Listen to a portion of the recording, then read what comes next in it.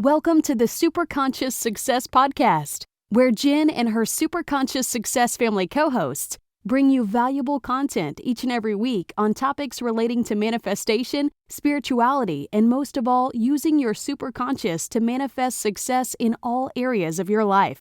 Now on to today's episode.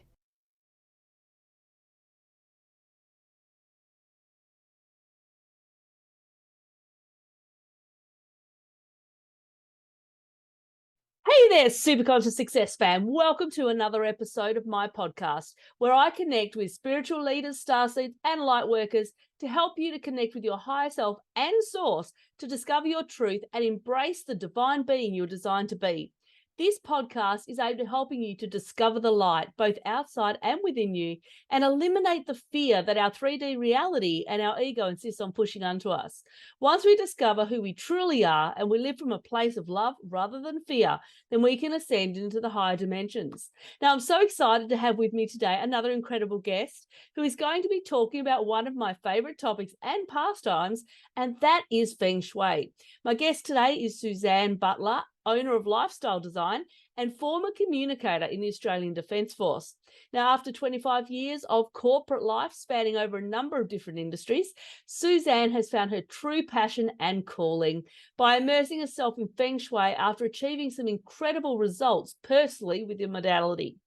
As a study of the traditional flying stars Feng Shui, Suzanne has the ability and knowledge to transform a home and its occupants from potentially dire straits to complete harmony, with abundance and prosperity go along with it. Suzanne's experience spans over a number of topics, including manifestation, intention, and goal setting, creating a vision for the life you want to lead, and of course, Feng Shui. Hey, Suzanne, how you doing today? Well, for a Saturday morning when the view I've got is quite dreary, I'm doing fabulous. Thank you. Oh, is the weather over there pretty drab at the moment too, is it?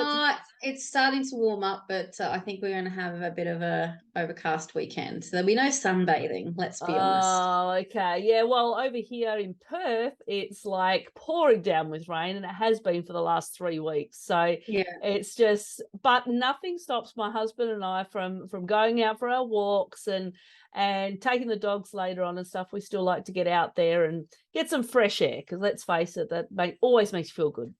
Yes, absolutely. So we're going to be talking today about one of my favorite topics, and I got introduced to it years ago when I found that decluttering was something that I was passionate about. I found that when there was too much stuff around, it made me feel uneasy and on edge. And I've got 2 teenagers. I've got an 18 and a 20-year-old. So of course the house always has something going on with it. So my husband would come home and he'd find that this has been shifted and this has been shifted, and I'd be like, oh no, I've got to shift this around because, you know, according to Feng Shui, this is going to be the right location. And I found that it changed how I felt. It found not only the decluttering, but the way that I put the furniture, the way that I reorganize things. And then I started learning about the energy and chi and the flow and all that sort of stuff. So it's one of my absolute favorites. I do it frequently, and at least once a year I do a big overhaul of the house, just to make sure everything's in the right spot and change things around a little bit. So I'm excited to be talking to you about this because I don't really know much about the flying stars Feng Shui. So I'm excited to learn about it. But before we do go into that, you've got an interesting story, because you came from a background in the military, a background in, I think, insurance or something you were doing as well. So the more of the corporate background to something that's more like this. So can you tell us your story as to how you got to where you are today? Yeah. So my really random life journey sort of started, I think, really when I was 13. And we'd had a job expo at school, and they'd had a defence stand there. And it literally was at that point I went home that day and I said, Mum, I'm joining the army and I'm going to be a cook. She said, no, you're not. So I didn't join the army. I kept pursuing, and I ended up joining the Air Force as a communicator. Mm-hmm. And I left when I was 18, and then I got bored. Mm-hmm. And I thought, what am I doing in the Air Force? We don't do anything. We don't go anywhere. Like, if you're in the wrong stream, then you don't do anything. You stay in Australia. And I wanted to do basically what I'd been trained to do. So I made the decision to transfer to the Navy, which I did, and underwent some additional training, and then was sent on deployment to, of all places, Christmas Island. So I'm one of the few people in the world, I suppose, that has spent actually Christmas at Christmas Island. That was an experience, I have to say. But unfortunately, my career came to a crashing halt. I had an accident. I fell down about 2 meters down a ladder bay. Oh, It dislocated my ankle in places, pretty much destroyed my back, which made me be medically discharged. They discharged you, yeah. And then I guess it just sort of lost my place in the world. I didn't really know what I wanted, and I've just always had that really strong work ethic that I had to work. Like, you have to have a job, you have to contribute to society, you have to pay your bills. So I just followed a path of like, I discharged, and I really didn't know what I wanted to do. So I took that opportunity I went overseas for 6 months. I went backpacking and traveled the world. And I think that was the first time ever I've really felt like me, because no one knew me. So I could be whatever. And it was a really freeing experience, that when I came back and everything sort of came over the top of me again, and I started working. I was desperate. I couldn't find a job. I was desperate to find a job. Money was running out, and ended up going from working at a school as the bursar, or the administrator. I then moved into the insurance industry, and I moved from managing documents through to underwriting hotels, and then underwriting hard to place liability, which I really loved. And because there was so much, it was high pressure. So it was really, but then I asked the question about, well, I had facts and figures in front of me of what I had done for the team. Like, there was a team of 6, and I'd done 3/4 of the work. And I said, well, I want a promotion. I want a pay rise. I'm doing all this work. There's proof here that I've done it. And it was basically declined. So I'm not one that will accept no for an answer. So I quit, and I moved into the insurance, the recruitment industry. I became a recruiter.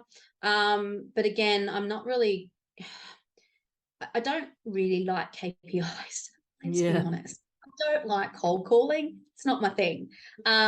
But I ended up in a really good company that did executive recruitment, and I became the team liaison, and was doing all the stuff of bits of recruitment that I love doing, but not having to do the calls. So that worked.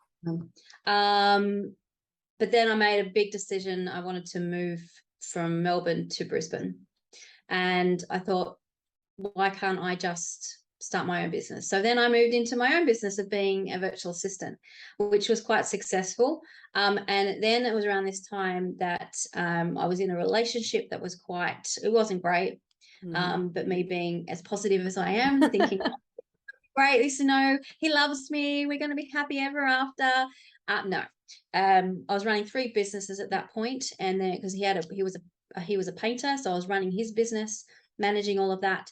He was also a martial arts instructor. So we'd started a martial arts school up here, and I had grown it from nothing to 130 students within 12 months. Wow. It was very, very successful.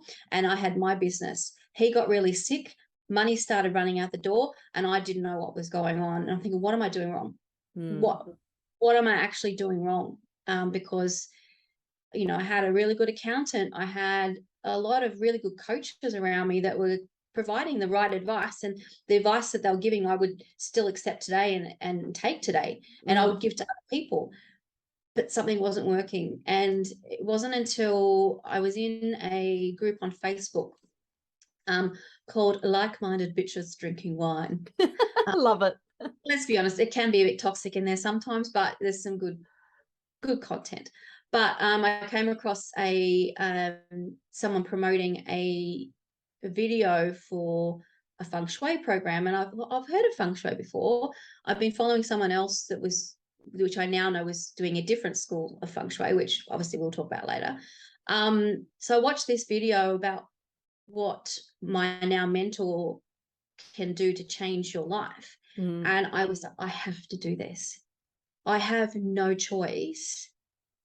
I've done everything else. Like, what else can I do? Like this is just really resonating with me. And at that point, I had no money. I was stressing so hard about how to pay contractors, how to pay the paint bill, how to pay rent for the dojo. Like we had no money. Yeah. And I'm like, I can't not do this. So I just closed my eyes and pressed submit and hope for the best. And got my report and started implementing like a crazy person. And I'm pretty sure people thought I was crazy. And things started turning around straight away. And I thought, oh, there's something in this. And what happened from that was money started coming in and staying. Legal problems that we were having started to go away. And my toxic relationship ended, which for most people would think, well, that's a negative that your relationship ended. No. Not if it's toxic. How bad it actually was, because I was so tired that I didn't even notice. And it helped me actually end that relationship. Unfortunately, I didn't learn. I'm not one to learn the first time. You have to do it again. Yeah. Yeah, I don't listen to the universe all the time. I've started now, but a lot of the time I don't. And I like to push it a second or third time just to see if I got how it right. far you can push it. Yeah. Yeah. So then I met someone really quickly after that, and whirlwind, got married within 6 months. Wow. Okay. Great. You do like to push it, don't you? Yeah. And then I got divorced less than 18 months later. So because it was an abusive relationship and blah, blah, blah. But Feng Shui also ended that. Yeah. So had it not been for these experiences, I wouldn't have learnt, and I wouldn't be where I am right now. So I'm grateful for going through that, because I've learnt from it. And so then I got the opportunity end of 2020 to become certified with Feng Shui. And I'd been begging Patricia, my mentor, for years. I want to learn. How do I learn this? Who did you learn from? Where can I go to learn this? Where can I I want to become a practitioner. How do I do it? Yeah. Finally said, wow. Well, I'm going to run a course. And then it became a money thing again. Like, well, I'm just going through a divorce. How am I going to pay for this? She goes, you can pay a deposit, pay it off. I'm like, done. Worked the first time, we'll do it again. So with that then experience of going deeper into how it actually works, that growth and mindset has just, the trajectory is ridiculous. And that's why I'm here where I'm here. Nothing stops me doing what I want to do now. Nothing. No, absolutely. And people don't realize that when you're in a toxic relationship, thankfully I now have a husband who's fantastic, and I've got 2 amazing kids, but I have been in toxic relationships, and it can suck the life out of you, and it can affect the energy that is in your environment, which can block that money from coming to you. It blocks everything. It blocks everything. It blocks your chi. And I think that I know myself the impact it has on me. And so I'm excited to hear about your style. But what do you think happened because when you're with your first partner, you first got introduced to Feng Shui, so you started implementing that. But what happened between when you broke up with him and when you found the second partner? Were you still doing Feng Shui at that time, or had things gotten in the way and you kind of found yourself vulnerable again at that time? No. The Feng Shui is we practice, it's always in place. So we change things out every year. Everything moves out once a year. So everything was in place in my home. But I hadn't learned the mindset, and I I wasn't listening to the universe. So the way Feng Shui actually works, yes, it's 100% energy. And I can only speak for my school of Feng Shui, which is the Flying Stars, classical. But once your home is remedied, if there's something not going right in your life, it's not your home. No. You. And if you refuse to acknowledge that, if you refuse to actually try and fix it, then the universe is going to push you up against the wall by the throat until you deal with it, because it won't go away. So the biggest indication of that, or the example I have that is, I had massive money blocks because I was always worried about where money was coming from. I have never been a person that had to worry about money. Money's always been there when I need it. And until you started worrying about it. Yeah, until I started worrying about it. And it was, I'd implemented everything and money started coming in, and then it stopped. It just sort of beat it out again. And I did a one-on-one with Patricia, and she's walking around my house. She goes, "No, everything's fine," until we got to my office. And we're looking at my office. This is one of the big things I teach people, is setting up their workspace for success, because that's really, really important. And she said, "Is this where you sit every day?" And I said, "Yes." She goes, "And you can't see the problem here?" I went, "Obviously not, because this is how I'm sitting." And she said, your desk is up against the wall and you're facing in the corner, like you're cornered, you're pushing up against and it. you're back against the wall, against the door. See the door. Yeah, you can't see the door. So you can't see what's coming towards you. So you turn your desk around for a start. I went, okay. And then I'm swinging the phone around the rest of the room. She goes, "Hey, what's that on the desk? What's all that paperwork?" I said, "It's my tax paperwork." She goes, "Why is it sitting there?" I said, "Because I haven't done my tax." She said, "Do your tax." I said, "Yeah, but if I do my tax, I'm going to have to pay tax, and I haven't got any money to pay tax, so I don't want to do my tax." She goes, "Do your tax." Because that's where my head was at. I was like, if I do my tax, I'm going to get a bill, and I'll have to pay it. Pay it. So how am I going to? Yeah. I just won't do it. And she said, "Do your tax." So I went and did my tax. I didn't have to pay tax. I got an $8,000 return. And that's when my floodgates of money started opening for me. And because I'd removed that money block. So this is what the house was pushing me. It was refusing to give me money until I sorted that one thing out. It's the same with relationships. It will force you to deal with something. If you're constantly arguing with your partner and your house is remedied, it's not the house. You need to sort out, well, why are you fighting? What are you fighting about? Is it a consistent theme? Because if it is, you need to sort it out, because nothing's going to change until you do. And whether it ends the relationship or not, it really doesn't matter, because your home is pushing you to your highest good. And if that means that end of that relationship because it's toxic, then so be it. You will survive and you will get through it. Your house will support you through it. So yeah, and it's interesting because, you know, we often think of our houses being brick and mortar, but it's so much more than that. And absolutely. I mean, it's where we live every single day. It's where our energy resides. It's where, and making sure that our house has got this free flowing energy, and that like with the office, the first thing I learned with Feng Shui was about the desk. And so I always made sure that my desk was facing the door, but not in straight in front of it. And where I am now, because my daughter, she's 18 and she's actually started her lash business from home. So she's got clients come in. So I set up a lash room, which was my office.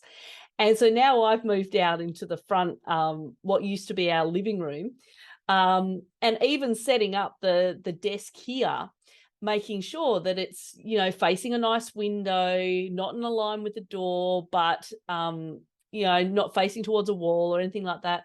It makes such a massive difference with the energy and how you feel and what comes towards you. But I really love the fact that you pointed out about the mindset side of it, because Feng Shui is great for the energy. It's great for balancing and remedying different areas. But if you don't have your mind in the right place, if you're still stuck on, you know, money blocks, as Suzanne was just talking about, then Feng Shui is not going to fix that for you. Yeah. You've got to do the work. You've got to do the work with any blocks that you've got. You've got to work with your subconscious. You've got to work on the areas of your life, like Suzanne said, the toxic relationships. Why are you fighting with your partner? Why are you fighting with your kids? Sometimes what I have found though, that sometimes if the energy, if the feng shui needs to be remedied or it's too cluttered, then you will tend to argue more within the house as well, because of the energy. So explain why that might be happening too, Suzanne. Okay, so each home is very different. Mm-hmm. So your neighbor's house will actually be different to yours. It goes by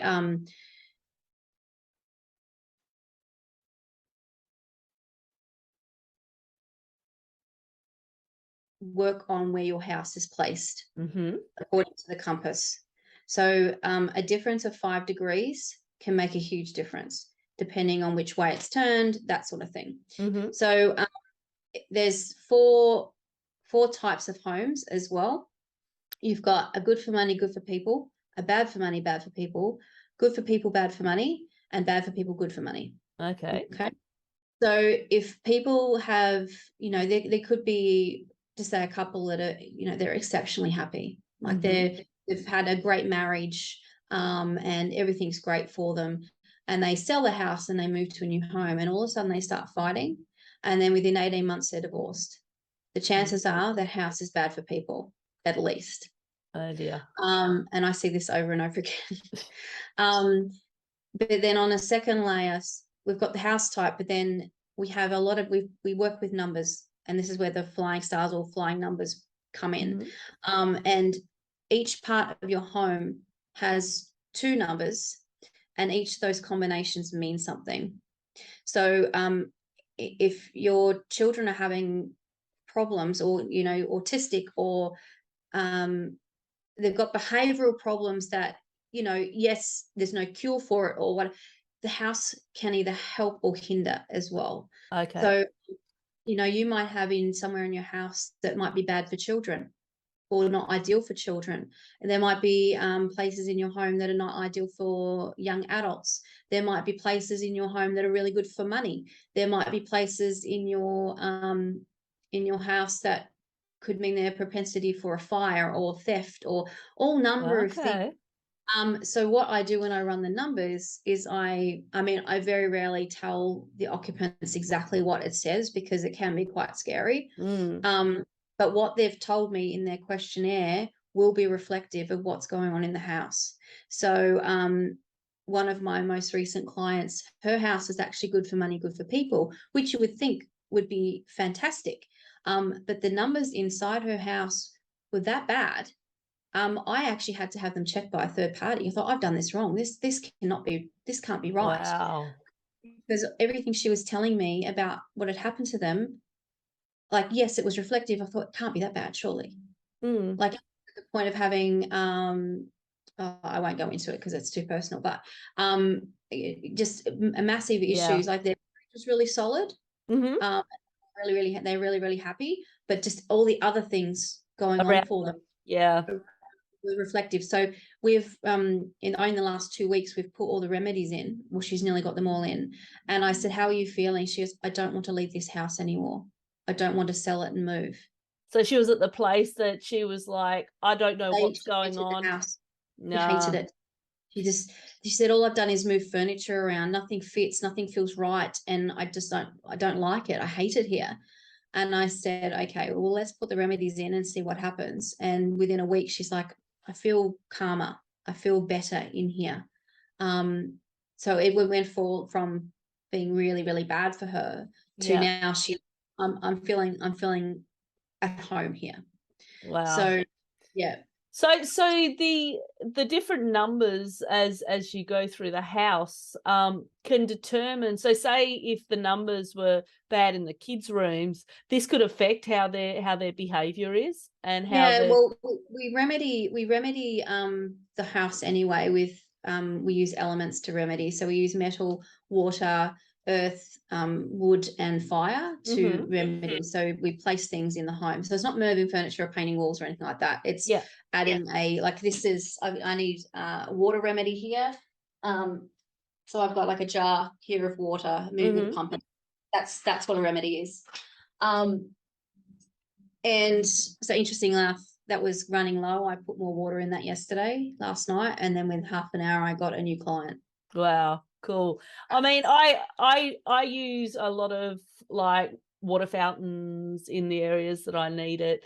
And so I think that it's so in the office we know that water is particularly important because water is actually Not necessarily. So this is Cool. where the different schools come into effect. Okay. So where I say your house will be different to next door. Because yours, what I do is very bespoke to the home. So you've got the Bagua map, which tells you what areas of your life are reflective of what. That's very generic. So the north is reflective of is your career area, and the element for the north is water. But for me, when I'm actually running the numbers on a particular house, you could actually need fire there. Okay. If you put water in there because the Bagwise told you to put water, it could actually be detrimental. So this is where my school is incredibly specific to what actual home needs. So I can't talk for the other schools because to be honest, I actually don't understand how they work because it actually doesn't make sense to me. Yeah. This makes sense because it's dependent on the actual home and the compass direction, and the actual numbers that are flying through. So that's why I do what I mean, some people get great results using other schools, and yes, changing the energy and decluttering 100% is definitely what we prescribe to do and start with, because we all know that when you clean up your office, when you clean up your kitchen, everything just feels better anyway. But what I do is very, very specific for each individual home. Okay, so how would somebody that's at home, I know that it's very specific, so getting somebody to come in and obviously help you if you're dealing with some sort of issues, or you're feeling a little out of place in your house, you're not exactly sure what's going on, and then definitely getting an expert to come in and take a look is a great way to start. But how could somebody first make some changes using your school that might be able to get them started on that path? Yeah, so there's plenty of tips that will work for any school. Things like if you're having issues with money, tying a red ribbon or red something around the outgoing pipes for your like sinks and things like that. That stops the flow of money out of your home. Okay. Making sure that your toilet seat is down so you're not flushing away money. Something I'm constantly telling the guys. And keeping your bathroom door closed as well is also a good option. Keeping your front door clean and clear. So giving your front door a wash down, and your front windows, because the windows are the eyes to your home, and obviously the front door is the mouth to the home. So that's where all the chi is going to come in. So keeping it clean and tidy and welcoming. Opening your front door daily is certainly, whether you use the front door as your entry or not, that is your front door. That's where the chi will actually enter. So opening your door for a couple of minutes a day will also help bring in good chi and move things around for you. And then you've got things like in your bathrooms, don't use a lot of blue. Use more tones in your bathrooms, and in your So bedrooms. what's the reasoning behind that, Suzanne? Well, the bathrooms are very much a water area. So if you're adding things like blue towels, you're adding more water, which can flood. It can cause emotional problems, flooding, that sort of, not literal flooding, but like it's too much water. So we put in earth to dam the water, because all the elements work in conjunction with another, either to activate or amplify or reduce. So I've actually got it here. So that's the life cycle of the elements and how they work. Okay, cool. Each other. Yeah. So obviously, you wouldn't put, when you need wood, you wouldn't put fire. No. But if you need fire, you'd put wood. Exactly. Yeah. So I have, like, the biggest thing, and it blows my mind. So here in my part of my office, I need water, and the other side, I actually need fire. So on the wall, I've got artwork that's red. It's obviously fire. And because I live in a small apartment, it's enough. I don't need huge amounts of fire. That will be suffice. But I had a fiddle leaf fig when I moved here. I put all my plants on the balcony because it was very sheltered, great light. I thought they're all going to thrive out there anyway. No, we all know how fickle fiddle leaf figs can be. And this one really didn't like it. Oh, and no. it two new growths on it that both died within like a day. And all the leaves started coming off it. I thought, oh, I've loved on this plant for like 3 years, and now it's dying on me. And what am I doing? So I moved it inside, and I placed it in an area where I need metal. And it should have been fine, but it really wasn't that happy. And the leaves still kept falling off. So I thought, oh, I'll move it into my office where I need fire, because I know when I put plants where I need fire, they go stupid. Yeah. So I put it here, was 2 weeks ago, 2 or 3 weeks ago. I put it here within 4 days. I had new growth. Wow. I've not lost any more leaves. I've also got I love orchids, and I got a discount, fire sale orchid from Bunnings. I think it was like $8 or something. Well, no, not even. Had 2 little orchids on it, but that was it. They've died off. But I thought, I'm not going to throw it away. No, orchids will come back. So I've put that here in my office as well. And that's also got new growth on it. And my bamboo is just going stupid. Yeah. So that's like if people are putting plants and they keep dying in a particular area, it's because they shouldn't be there. Yeah, I noticed that myself. I had some bamboos in my office, obviously in the wrong spot, and then I shifted it out to a different area, and then it just started growing and blossoming. So how will somebody know what their room is lacking in, whether their room's lacking in fire or water or whatever? How will they know that? It would be very hard to know that without knowing the numbers and being told what to put in. So this is my little Bible here of what tells me what goes where. Like there's thousands of combinations in here. Okay. Of what I need to put in and what goes in where. And okay, well, what's the person wanting to do? Are they wanting to bring in love or money, and it can vary. Like we can actually put options in some places. Okay. So unless we actually run the numbers, it would be very hard. You can try the generic bagua. Yeah. The north is water and south for fire, or I can't remember what it is. Can't think of what it is because I don't practice that. So you can certainly change things and around and put those in if you wanted to. And it comes down to color as well. So metal is reflective of obviously metallic colors and pastel colors. Fire is obviously fiery colors, reds, pinks, yellows, that sort of thing.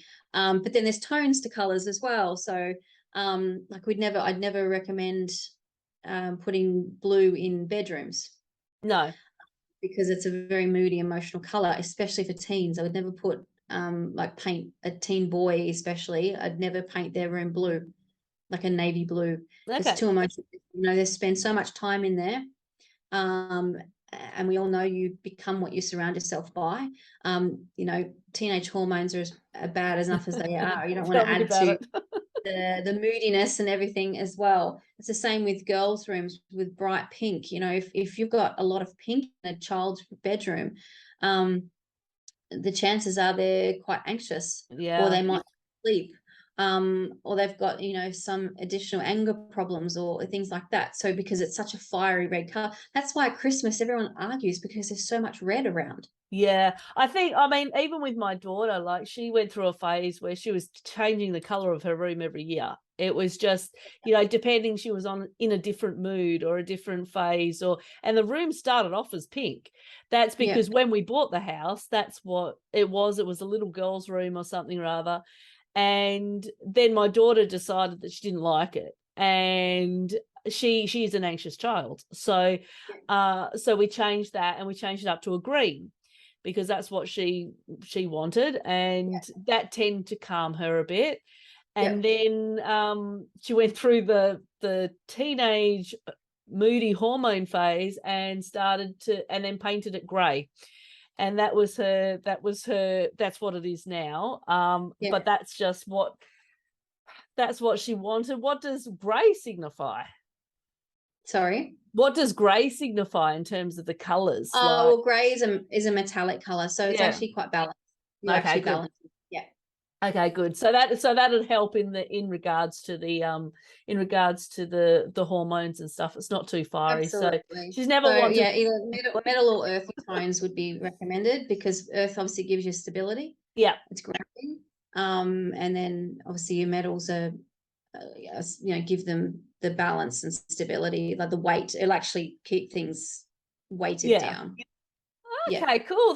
That's interesting to know, because we often don't think too much about it. We don't think too much about the colours in our homes, and this is typically why most walls will, within a house that feels so airy and light, will be either a cream colour or a white, or something that's more balanced as opposed to bright colours.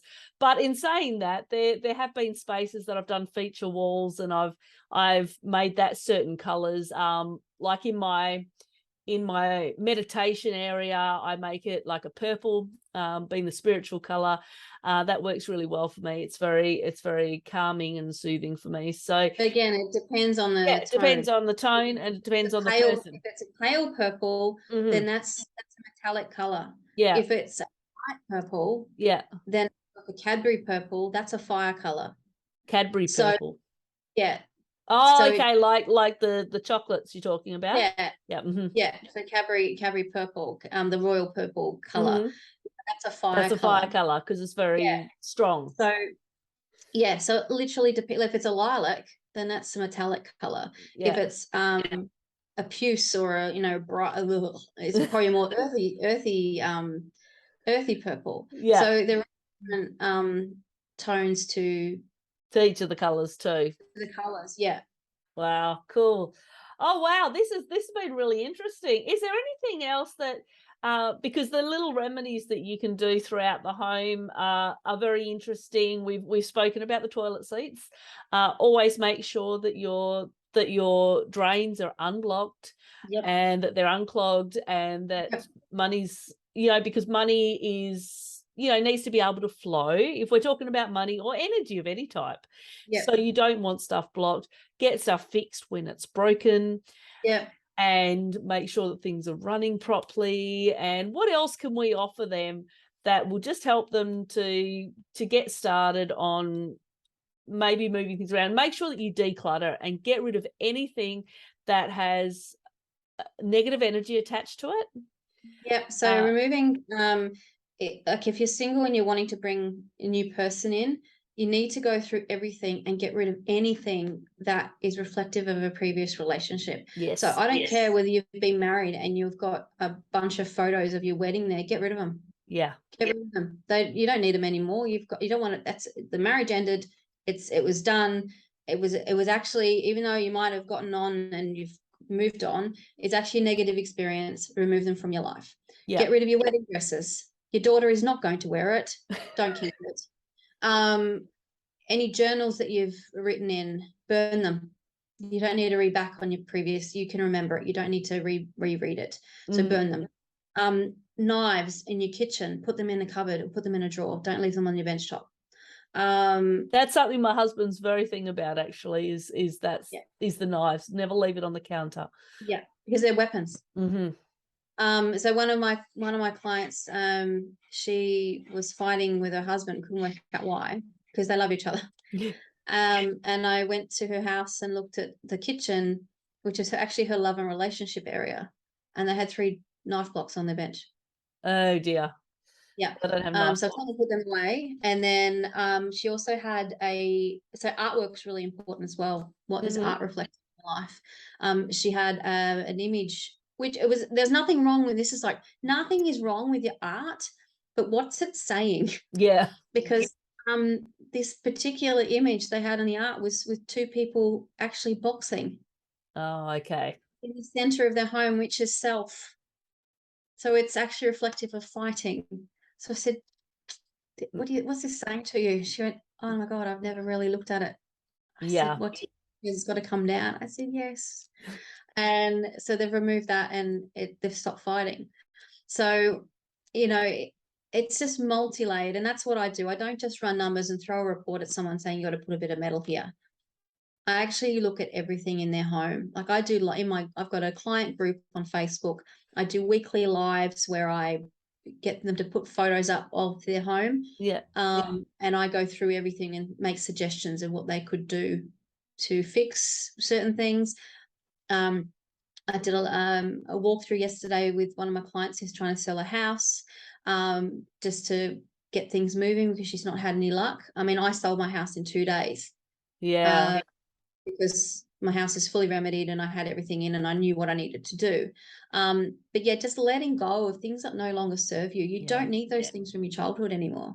You just don't. You don't need those stuffed toys. You don't need your school books. You don't need anything from previous relationships. You don't need to keep all those birthday cards. Oh, my husband's a big one for hoarding the birthday cards. And I keep saying to him, sweetie, we don't need these birthday cards. They can go now. We're never going to look at them again. I don't give birthday cards anymore. No, me neither. Well, what do people do with them? You just chuck them out. So it's just wasteful. That's why they start to do the digital ones now. Yeah. Because it's just like, what's the point? Because people, half the time, they don't even read them anyway. You know, so it's kind of, so it's going to be, so try and get rid of anything that is from your past that you don't need anymore, because we hold on to stuff going, oh, but we might need it. When I moved from Melbourne back to Perth again, I had like a games room out the back, and I put all the boxes in there that we had from there to here. And 3 years later, I still hadn't gone through it. And so I ditched the lot. And I said, if I haven't used it in 3 years, then I don't need it. And so you need to start thinking, okay, well, if I haven't used something, my thing is, if I haven't used something in 6 months, then I don't need it. It can go. Because the fact of the matter is, if you needed it, you would have found it. Well, it's just like when I sold my house and moved, I was downsizing from a 3-bedroom house with 2-car garage, swimming pool, all the things, into a 2-bedroom apartment, which is small. And I had to obviously get rid of so much stuff. And I mean, it's easy for me because I understand how it all affects me. Yeah. So it is an easy exercise for me. But I'm down in my garage. I'd organized a skip because I knew I'd had to get rid of that much, and it was nothing worth selling. So I got a skip delivered. I'm going through the garage, and here is that box, that little tub of all the cords from every electronic device that we don't know what it attaches to. 20 years that you don't even know what they're for. Why have I got this? Yeah. Like the thing for the Garmin watch that I don't even have anymore, like the charger. Why have I got this? It went in the skip. Yeah. You know, just ditched all this stuff that I just did not need because, well, if I do need it, these things called shops. Yeah. And I can go and buy it again if I need it. Exactly. But I haven't used it in 3 years I've been here, so I'm pretty sure I'm safe. So it really is being quite ruthless. And you know, I was given my great grandmother's a couple of teacups, you know, bone china teacups. Yeah. And they've been in my cupboard for forever. I've never used them. I've had them for 20 years. And I just thought, sentimental reasons. And it wasn't even sentimental to me. They were just given to me. Like they didn't mean to me. I'd kept them out of a false sense of loyalty. Needing to. So I sold them. Yeah. And got $100 for them. Nice. You got something out of it. Awesome. Someone else needed them. I didn't, or someone else wanted them. I didn't. So I might as well let them go. And it was the same for so much other stuff that I'd been given that I never used. I didn't like. It wasn't practical. And I was literally, every time I'd move it from the cupboard it was in into a box, from the box back into the cupboard, and never use it. Exactly. And I've always been of the belief that, look, yes, we need to accept when stuff comes to us, but there's nothing wrong with moving it on. There's nothing No. wrong with going, someone else is going to love this. I'm a big Yeah. one for giving stuff to the op shops. And if it doesn't suit me anymore, if it's still in good condition and somebody else is going to benefit from it, then do it. Because Yeah. the fact of the matter is, what we liked maybe 15 years ago isn't what we like right now. And Yeah. even I've got my nan, my nan's 94, and I've got her mum's old organ still sitting here. I used to play the organ, and I'm never going to use it again. But I've been holding on to it out of sentimentality.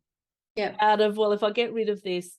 And even my mum and dad have said, look, just sell it.